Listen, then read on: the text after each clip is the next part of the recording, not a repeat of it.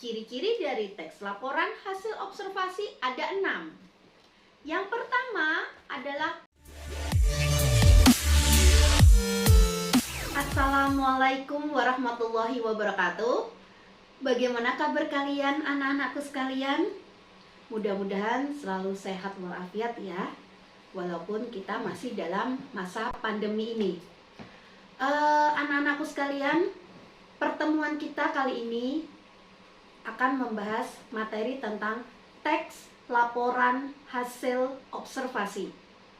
Sebelum Ibu akan jelaskan isi materi dari teks laporan hasil observasi, silakan kalian simak video berikut ini. Wayang. Wayang adalah seni pertunjukan yang telah ditetapkan sebagai warisan budaya asli Indonesia. Para wali songo, penyebar agama Islam di Jawa, sudah membagi wayang menjadi 3. Ada wayang kulit, wayang wong, dan wayang golek. Wayang kulit dibuat dari kulit hewan ternak kerbau, sapi, dan kambing. Wayang kulit dilihat dari umur dan gaya pertunjukannya pun dibagi lagi menjadi bermacam jenis. Jenis yang paling terkenal karena umurnya paling tua adalah wayang purwa yang terbuat dari kulit kerbau. Ada lagi yang dinamakan wayang wong, dalam bahasa Jawa yang berarti orang. Adalah salah satu pertunjukan wayang yang diperankan langsung oleh orang. Wayang orang yang dikenal di suku Banjar adalah wayang gung. Jika di Jawa disebut wayang topeng. Selanjutnya, jenis wayang lain adalah wayang golek yang pertunjukan boneka kayu.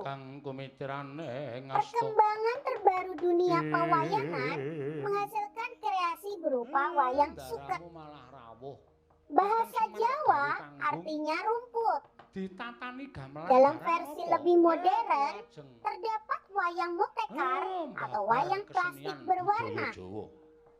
Semua jenis wayang di atas merupakan wujud ekspresi kebudayaan yang dapat dimanfaatkan dalam berbagai kehidupan, antara lain sebagai media pendidikan, media informasi, dan media hiburan. Setelah kalian mengamati video tadi, tentunya kalian telah memahami tentang jenis-jenis wayang.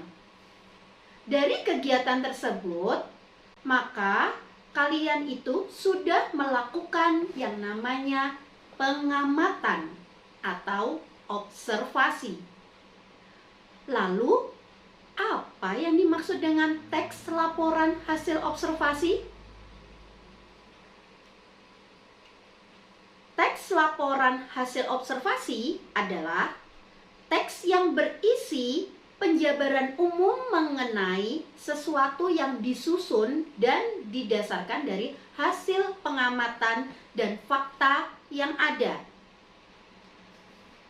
Lalu, apa sih perbedaan teks laporan hasil observasi dengan teks deskripsi?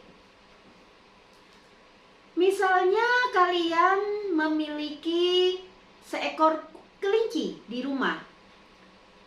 Jika kalian ingin membuat teks deskripsi, kalian hanya mendeskripsikan kelinci yang kalian punya. Tetapi jika kalian akan membuat teks laporan hasil observasi, kalian akan menjelaskan seekor kelinci tersebut secara umum. Bisa dilihat di layar.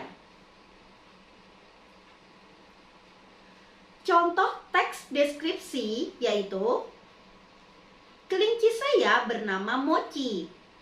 Dia adalah kelinci yang imut, lucu, dan menggemaskan. Bulunya halus dan juga berwarna putih. Matanya merah. Tetapi jika kalian akan menulis dalam bentuk teks laporan hasil observasi, maka hasil jadinya akan seperti ini. Ini contohnya. Kelinci adalah hewan jenis mamalia dari famili Leporidae yang dapat ditemukan di banyak bagian bumi. Kelinci berkembang biak dengan cara beranak yang biasa disebut vivipar. Dulunya hewan ini adalah hewan liar yang hidup di Afrika hingga ke daratan Eropa. Kelinci mempunyai 2 pasang kaki. Ia mempunyai telinga yang panjang sehingga pendengarannya cukup kuat.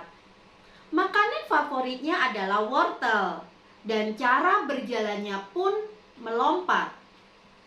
Nah, anak-anakku, jadi perbedaan antara laporan hasil observasi dan teks deskripsi yaitu jika teks deskripsi bersifat unik dan individu.